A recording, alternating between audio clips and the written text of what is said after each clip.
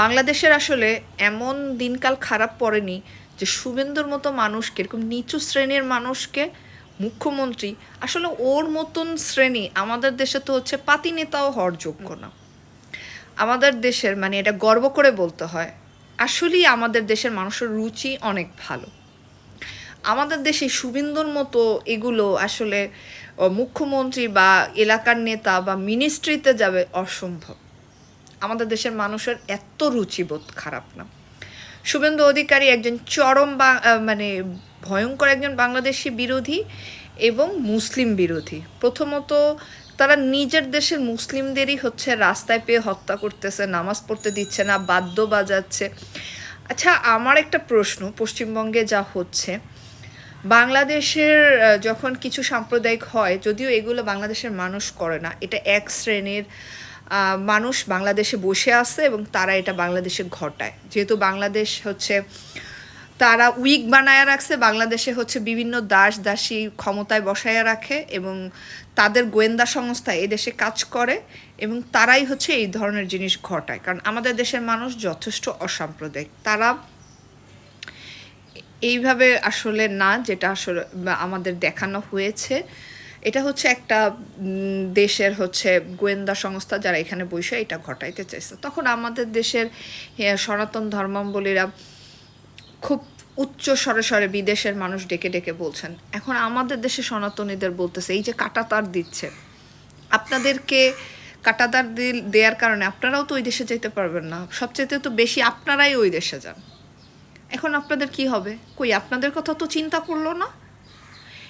একটা কথা মনে রাখেন, এই যে ভারতে যত চুরি, খুন, ধর্ষণ, লুটতরাজ হয়, এগুলো কয়টা মুসলিম করে?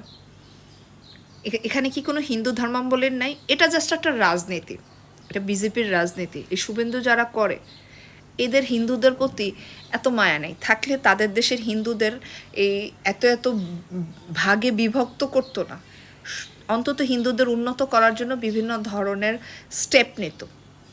সেটা কিন্তু করে নাই। তারা কিন্তু এই ধর্মটাকে রাজনীতিতে ব্যবহার করছে।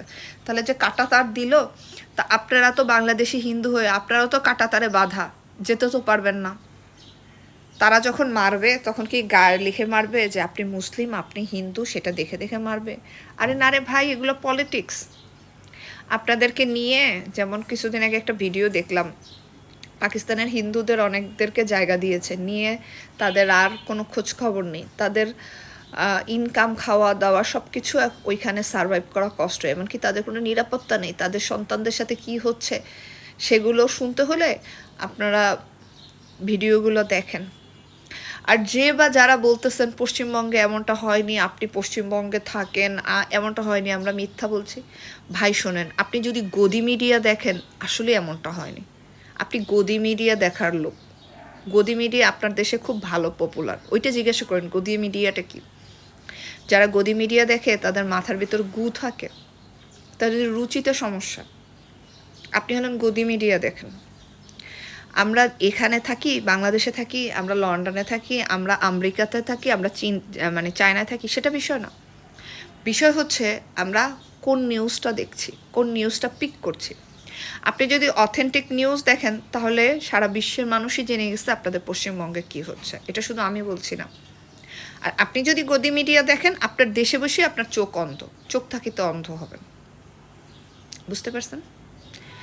আরেকটি কথা হচ্ছে, এই যে পশ্চিমবঙ্গে হচ্ছে মুসলিমদের সাথে, আমরা তো মুসলিম তাই আমাদের গায়ে লাগতেছে, এবং বাংলাদেশ বিরোধী।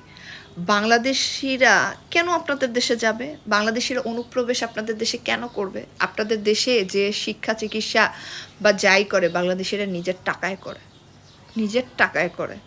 কাঁটাতার দেয়াটা অবশ্যই অসম্মানজনক বাংলাদেশিদের জন্য, অবশ্যই অসম্মানজনক। কিন্তু ব্যাপারটা এরকম না যে শুধুমাত্র বাংলাদেশিরাই আপনাদের দেশে যে প্রবেশ করছে। আপনাদের দেশের গোয়েন্দা সংস্থা থেকে শুরু করে সব চামচা এই দেশে এসে বসে আছে। কত ভারতীয় আছে এ দেশে চাকরি করে খায়? আমাদের দেশের কজন আপনার দেশে চাকরি করে খায়? আমরা শুনেন, যেহেতু আমাদের মুক্তিযোদ্ধা হয়েছে তো 71 সালে, আমরা অনেক ভদ্র, অনেক সভ্য জাতি।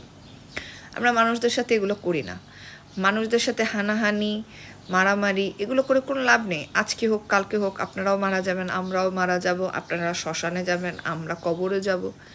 মানুষের মধ্যে কোনো হিন্দু ধর্মাবলম্বী লোকেরা পৃথিবীতে মানে একদম নশ্বর হয়ে আসেনি, তারা যে কোনো দিনই মারা যাবে না এমন না, আর মুসলিমরাই যে শুধুমাত্র শেষ হবে তেমনও না। হিন্দু কান্ট্রি কিন্তু খুব একটা নাই, মুসলিম কান্ট্রি অসংখ্য আছে। এই মুসলিম কান্ট্রিদের সাথেই ব্যবসা বাণিজ্য করে ভারত টিকে আছে। আপনারা যদি মানে জানতে চান, আমি আপনাদেরকে ওই দেশের স্পষ্ট নাম বলে দেবো, কিন্তু তারা হচ্ছে মুসলিম ধনী। মুসলিম ধনী দেশ ভারতের ভাল লাগে, কিন্তু মুসলিম মানে গরিব বা মিডল দেশ ভারতের ভাল লাগে না। যদিও আমরা গরিব না, কারণ আমাদের মাথা পিছু ইনকাম আপনাদের থেকে বেশি।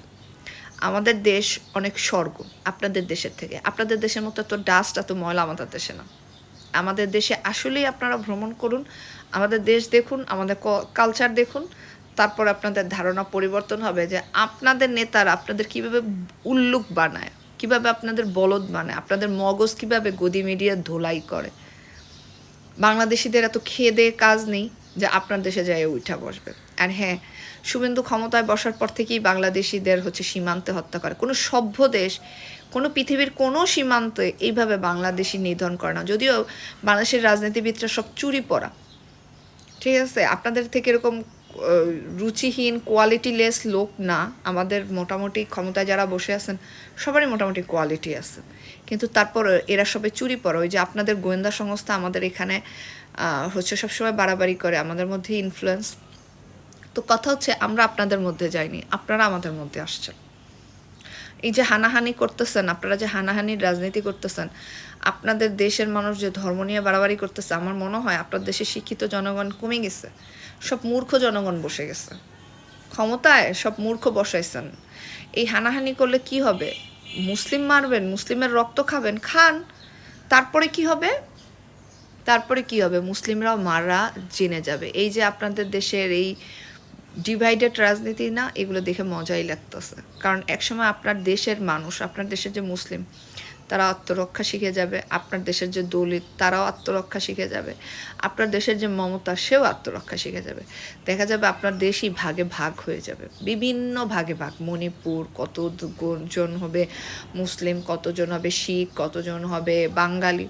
আর সবচাইতে বেশি বাংলাদেশের সাথে যত বেশি সমস্যা করবেন, কলকাতার বাঙালি যারা, তারা বেশি অত্যাচারিত এবং নিষ্পেষিত হবেন দেন বাংলাদেশিদের থেকে। কারণ আমরা তো আমাদের দেশে বসবাস করি, আপনারা পছন্দ করেন না, আমরা আপনাদের দেশে যাব না। আমরা রেদার আপনাদের দেশ বাদ দিয়ে পাকিস্তান, চায়না বা এনাদার কোনো কান্ট্রিতে যাব, ঠিক আছে।